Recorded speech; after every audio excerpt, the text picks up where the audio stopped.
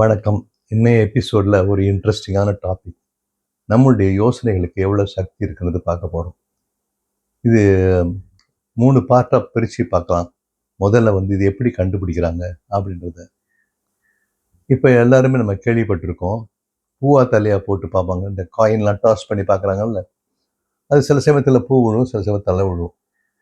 நீங்கள் இதே ஒரு 50 தடவை பண்ணிங்கன்னா கரெக்டாக 25 தடவை 25 தடவை விழுவுன்னு நம்ம சொல்ல முடியாது. சில சமயத்தில் பூ விழுவும், சில சமயத்தில் தலை விழுவும்.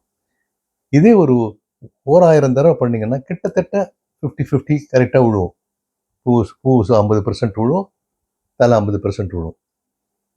ஆனால் இதை ரியலாக கண்டுபிடிக்கிறதுக்கு என்ன பண்ணுறாங்கன்னா, ரேண்டம் நம்பர் ஜென்ரேட்டர்னு ஒரு மெஷினை கண்டுபிடிச்சிருக்காங்க. அதோடைய படம் மேலே போட்டிருக்கேன்.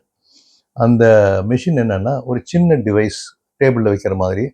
அது எப்படி பூவா தலையை கண்டுபிடிக்கிறதுன்றதுனா, இதில் 0 and 1 டிஜிட்டலில் இருக்கிறதுனால 0 கொண்டு போக முடியும், இல்லை 1 கொண்டு போவோம். அது ஈக்குவலாக அங்கே கொண்டு போயிட்டுருக்கோம். ஏன்னா எழுதுறோன்னா 1 மில்லியன் டைம்ஸ் ஒரு ஃபியூ மினிட்ஸில் பண்ணலாம்.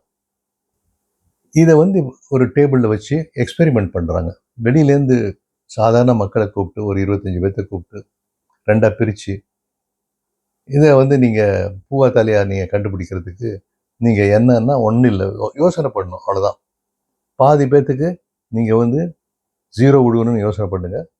இன்னொரு பாதிக்கு தனியாக அப்புறமேல ஒவ்வொருத்தராக கூப்பிட்டு 1 விடுவணும்னு யோசனை பண்ணுங்கள்.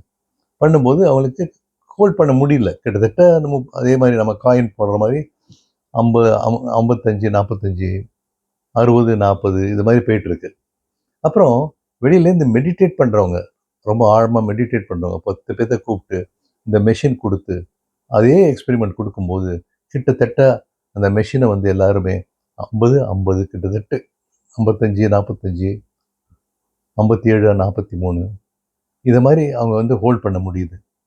இதுலேருந்து என்ன தெரியுதுன்னா, நம்மளுடைய மென்டல் பவர், மனுஷனுடைய யோசனை பண்ணுற சக்தி அவ்வளோ ஸ்ட்ராங்காக இருக்குது. இது நம்மளுடைய ஒவ்வொரு எண்ணங்களும் எப்படி வெளி உலகத்தை நம்ம அஃபெக்ட் பண்ணுறோம் அப்படின்றத நம்ம கண்டுபிடிக்கணும். அடுத்த எபிசோடில் பார்க்கலாமா? ஓகே.